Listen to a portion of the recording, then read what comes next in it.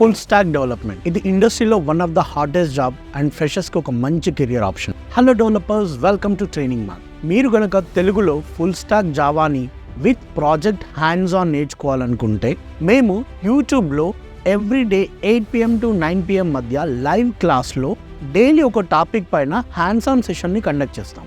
మీలో చాలామంది ఫ్రెషర్స్ వేలకు డబ్బులు కట్టి only core Java, HTML, CSS, JavaScript మాత్రమే నేర్చుకుంటారు. అండ్ చాలా ట్రైనింగ్ కంపెనీస్ ఇదే ఫుల్ స్టాక్ జావా అని నేర్పిస్తారు.